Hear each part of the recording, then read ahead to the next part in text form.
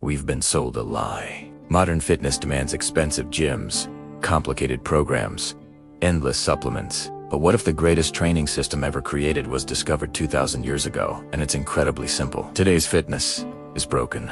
We spend thousands yearly, follow influencers, and waste time choosing programs instead of training. The result? Americans are weaker, more injured, and more anxious. But 2,000 years ago, without technology or complexity, ordinary people built legendary strength and resilience. They understood that strength isn't complicated. It's about consistency, simplicity, and understanding why you train. Meet two figures who were UNT just philosophers. They were history's most disciplined physical specimens, Marcus Aurelius and Seneca. Marcus Aurelius didn't write meditations from a palace. He ruled the Roman Empire while traveling, commanding armies, and maintaining legendary physical discipline. His writings show someone obsessed with mastering body and mind together. Seneca was even more explicit about fitness. Despite being wealthy enough to avoid labor, he voluntarily trained hard. He wrote extensively that physical discipline was inseparable from philosophy. Here's what separates them from modern fitness influencers. They didn't train to look impressive. They trained to build resilience, ability to endure hardship without breaking. That distinction changes everything. Pillar 1. The body is resistance. Ancient training was simple. Use your body against gravity and leverage. Marcus Aurelius had no barbells. Seneca had no dumbbells. They used push-ups, pull-ups, running, climbing, swimming, and carrying heavy objects. But here's the key. They understood progressive overload. Seneca explicitly wrote about gradually increasing difficulty. Do more reps. Slow down your tempo, add complexity, add height. That's the exact progressive overload system modern coaches discovered. Pillar 2. Voluntary discomfort. Seneca did something remarkable. He deliberately wore rough clothes, slept on hard beds, and ate plain food. Not because he was poor, but to train his mind to stay unaffected by discomfort. He called it hardening yourself against hardship. The logic is simple. If you're used to comfort, discomfort becomes unbearable. But if you regularly choose discomfort, hardship becomes manageable. This extended to training. They didn't avoid cold water. They trained in it. They didn't avoid difficult times, they trained then. They learned to recover mentally while staying physically strong. Marcus Aurelius trained while managing the empire. Not despite stress, but because managing physical stress and managing empire stress built unbreakable resilience. Pillar 3. Consistency over intensity. Seneca trained daily. Marcus Aurelius maintained discipline his entire life, not just during cutting phases. This wasn't extreme workouts occasionally. It was showing up every single day with moderate intensity. Research confirms it.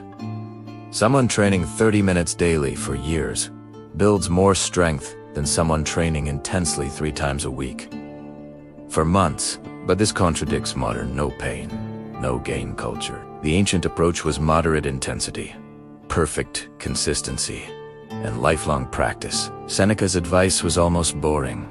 Walk daily, train moderately, eat plainly, sleep well, and repeat forever. He knew discipline isn't about dramatic moments. It's about unglamorous repetition. So what does this look like? Daily. Let's reconstruct a typical day. Morning. The day starts with walking deliberate, intentional walking. For Marcus Aurelius and Seneca, this was a walking meditation while thinking through problems. Walking did 3 things. It built cardiovascular capacity and leg strength, trained the mind through movement, and practiced discipline by choosing motion over comfort. Mid-morning. Formal training happened here. Seneca did wrestling. Common people did calisthenics, climbing, carrying heavy loads, swimming. The intensity wasn't maximum effort, it was purposeful effort. 30 to 45 minutes of focused training was enough. In afternoon, physical labor was part of daily life. Agriculture, construction, and military duties provided continued physical stress without formal training. Evening, the day ended with mobility and recovery. Cold bathing trained the nervous system. Simple stretching happened naturally. Weekly, one day had reduced intensity, not zero training, but lighter. Active recovery accomplished the same as complete rest. Can we apply ancient training to modern life? Yes, absolutely. You're not managing an empire. You have office work, screen time, and mental fatigue. But the principles are identical. Application 1. Embrace body as resistance. No gym membership needed. Push-ups, pull-ups, running, carrying groceries, climbing stairs all are legitimate. Progress them with more reps, a slower tempo, and more complexity. Application 2. Incorporate voluntary discomfort. Cold showers train your nervous system. Run in uncomfortable weather. Walk instead of sitting. Sleep on firm surfaces occasionally. These small discomforts build mental toughness. Application 3. Commit to consistency over intensity. Train 30 minutes daily, not 90 minutes twice a week. Train any way, don't wait for perfect conditions. Showing up matters more than crushing it occasionally. A weekly framework could look like this. Monday through Friday, 30 to 40 minutes of moderate intensity running or calisthenics. Saturday, a longer session of 60 minutes. Sunday, active recovery like walking or rest. That's it. No complicated plans, no supplements, no influencers, just consistent training that builds incredible results over years. Here's the deeper truth. Ancient training wasn't about looking impressive. It was about building resilience. Modern fitness obsesses over appearance. How do we look? What will others think? My Instagram followers. Ancient training asked, how do I become resilient to whatever life presents? Marcus Aurelius trained because he needed to endure hardship as emperor. Seneca trained because physical discipline strengthened mental discipline. Body and mind weren't separate, they were integrated. This changes everything about why you train. You're not training to impress others. You're training to be capable of handling difficult situations. You're training to be unshakable.